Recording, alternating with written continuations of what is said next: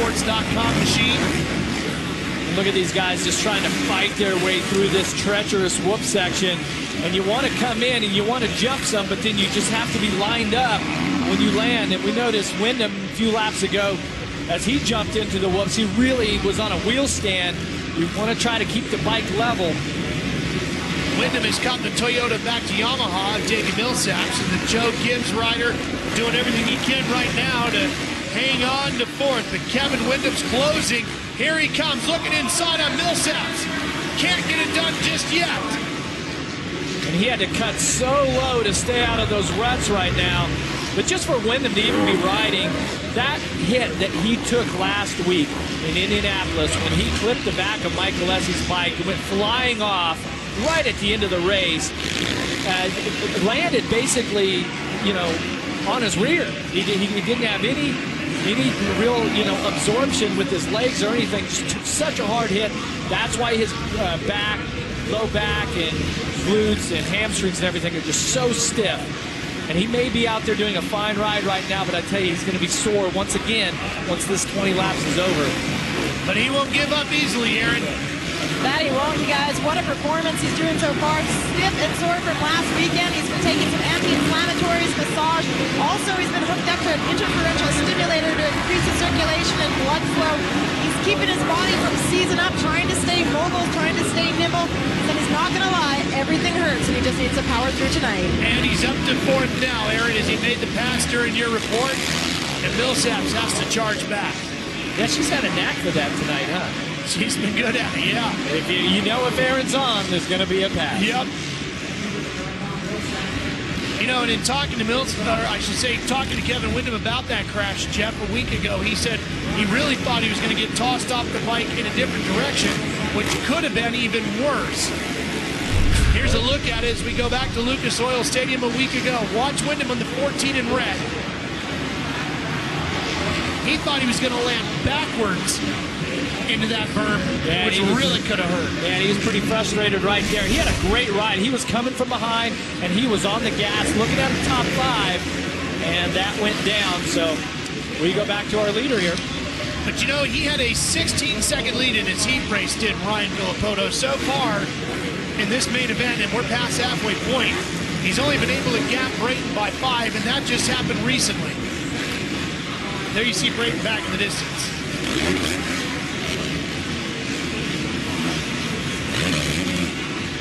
Obviously, the incredible season a year ago for Ryan Villopoto, winning literally everything there was to win in Supercross and motocross competition, Jeff, including the Monster Million, first time ever that was paid out. Yeah, that was. Did you see how much cash that was? And now here he is, heading towards his second Monster Energy AMA Supercross FIM World Championship title. And who knows what's in store for him the rest of 2012.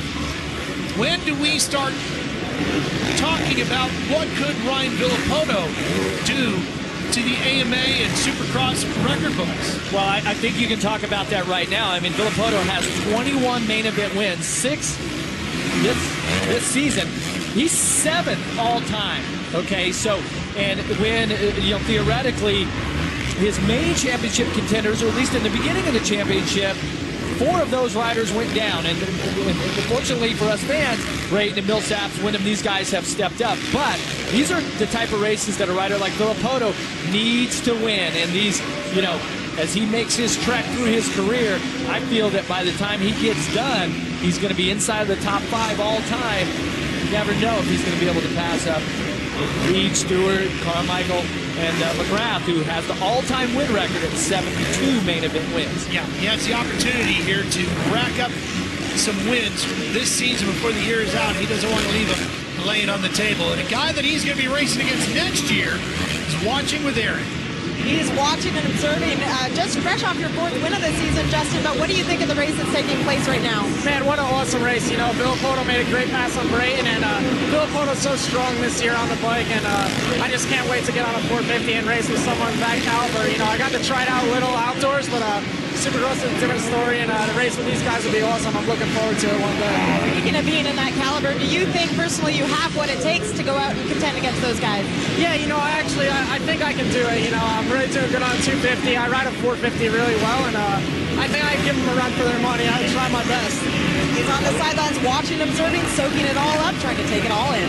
Hey, I love the confidence. I mean, I remember being on the line at one of the Supercross races in '92, and McGrath had won the main event, and he's like, hey, those Supercross guys on the line, they better look out because I'm coming. And we're like, yeah, right, there's a lot of competition here. His first year he won, 8 or 10 main events. So it's that type of confidence. I don't look at his arrogance, the confidence. But what it takes. Kevin Windham certainly has the confidence, and he just took third with a move on Weimer. Beaten, battered, and no problem for the wily veteran, Kevin Windham. Well, we'll take another look at that. And you notice that Weimer's off the track. Jumped right off the track. Over the berm he went and out of the ballpark. Trying to find a good spot to get in here. Make a left-hand turn. There he goes. Well, he lost quite a bit of positions, and we'll take a look at what happens here.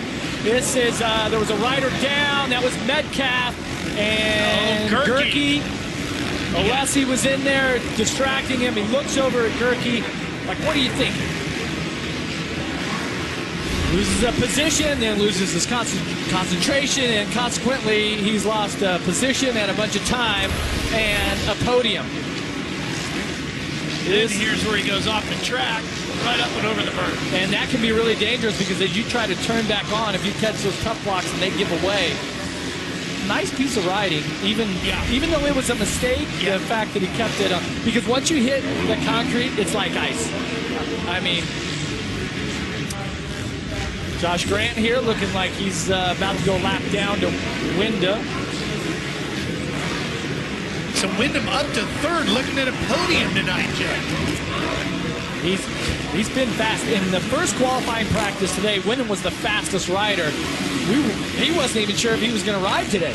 No. Consequently, he's been really fast. He's been strong. When he came out, took a look at the first practice, just kind of take a look at the track, and pretty much cruised it for the rest of the afternoon, get his qualifying time in, and then that was it. And we had a conversation with Chad Reed earlier today, and he even alluded to Windham as being one of the best at the whoop sections when they get rutted like this. That he just has a knack and a talent that not many riders have. And so on a night like tonight, when the track conditions get like this, Kevin really seems to excel. Got around Grant, who's running in 12th.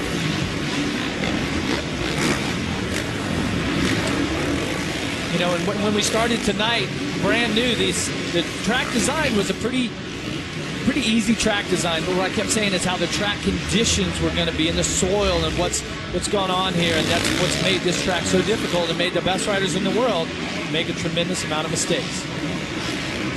Villopoto, even when he's had a bobble, has been able to manage it, keep it under control, stay on top of his Kawasaki, and keep marching forward.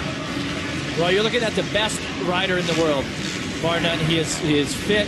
He is strong. He has, in his career, he's been able to overcome injury and rebound and come back in ways that we didn't think would be possible, even going into his first Supercross title last year, 2011. He came into that season off of an injury, just wanted to kind of get back into the groove. He wins the opening round, goes on to win the title. Just an incredible run that he's on right now.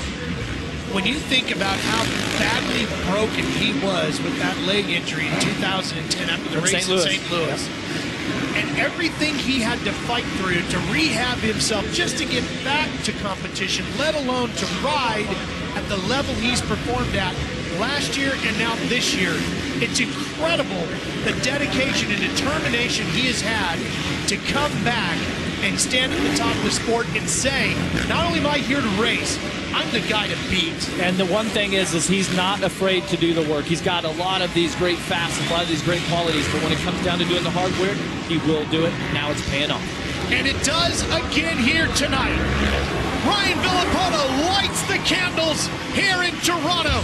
Another win in 2012 and the march towards a second